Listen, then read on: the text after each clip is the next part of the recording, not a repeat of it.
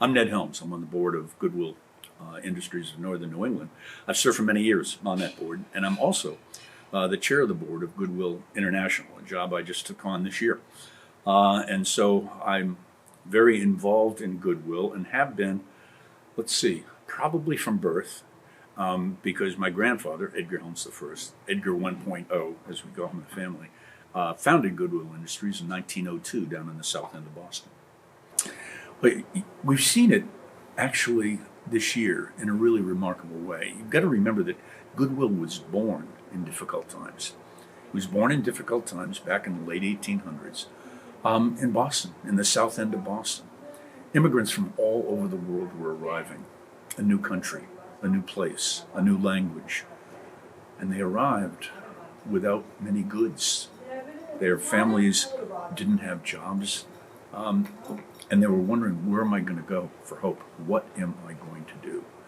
Very, very difficult times. And so Edgar Helms and the other ministry at the Morgan Memorial Chapel at the time decided that was an important thing because everybody deserves a chance for fulfillment in their life.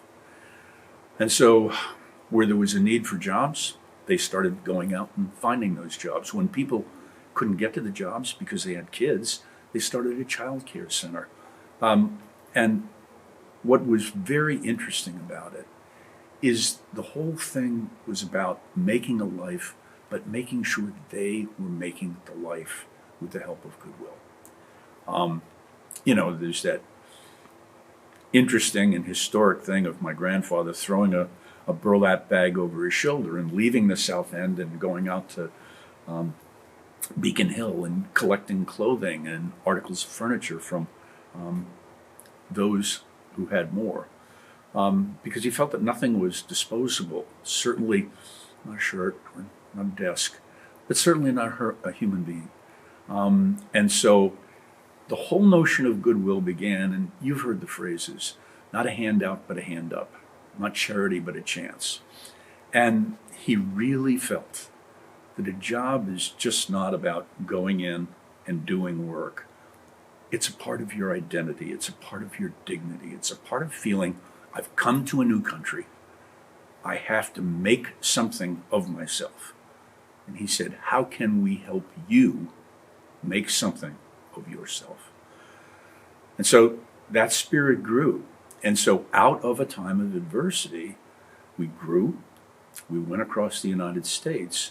And then if you look back historically, every time there was a difficult time in this country, veterans coming back from World War I and World War II with injuries, disabilities, how do we help them?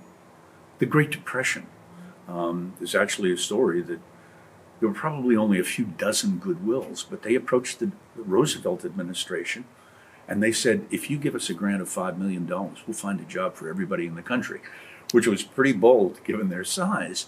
But that's the spirit of Goodwill. It's not just, we've reached the finish line, isn't that good, we're all done. The work always goes on. It always goes on. And then following those periods of time, when we finally decided as a society, fortunately, that those with disabilities should not be sheltered away in institutions, but they should be given the tools so that they can join this beautiful thing we call community.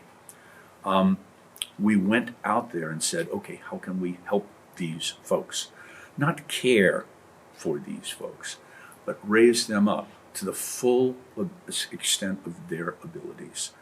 And we've done that with people with developmental disabilities and so on and so forth. And now, even though we've seen the pandemic crisis, the other thing we have to understand is the thing that fuels Goodwill that most people see and most people know about is the store. I have a good friend who used to say, I went to your grandfather's store the other day. And this is the public face of Goodwill that most people know. But what they don't see is, well, after you sell those clothes, what happens? And that money from those clothes not only goes into sustainability by recycling if we're not able to sell them, so it's another way of sustaining the environment, but that money goes towards training people for skills to get the jobs. And one of the things we have to understand right now is the job market is changing. Many of the jobs that we placed people in a decade ago aren't going to exist in 2025. They're not going to exist anymore. So what does that mean? It means those people need new skills. And so we've partnered with Google to teach people computer skills so that they can get into new jobs, whether it's automotive engineering or whether it's retail, or they have those basic computer skills, and we can't do that just alone. We're trying to leverage our strength. And the nice part is 156 independent Goodwills governed by local boards, not-for-profits. And they're individually strong in their own community, but they're collectively powerful. This is the most powerful and successful social enterprise in North America. There's about $6 billion in our collective budget. There's tens of thousands of employees. We actually trained and counseled with over 1 million people last year, either online or on the phone, and face-to-face, tens of thousands. We helped over 40,000 veterans find their way back into society after the extraordinary gift of their service that they'd given to their country. We help military families. We help folks coming in from corrections. We help people create their lives. And so when people donate, walk through the store, see all those clothes, they not only represent what some people have given to make that dream happen, but they represent the first step in a process that puts people on their own 2 feet, that gives people a life, that lets them say with pride and dignity, this is my job, this is my home, this is my community, this is my life. And that's why I think when you walk into the store, you see some of the things that we've said, not charity but a chance. But they're not slogans. They're a culture. They're a culture that says, as my grandfather did years ago, people of Goodwill, don't be satisfied until every individual in your community has the capacity to join in the full abundance to the end of their own strength. We help lend that strength.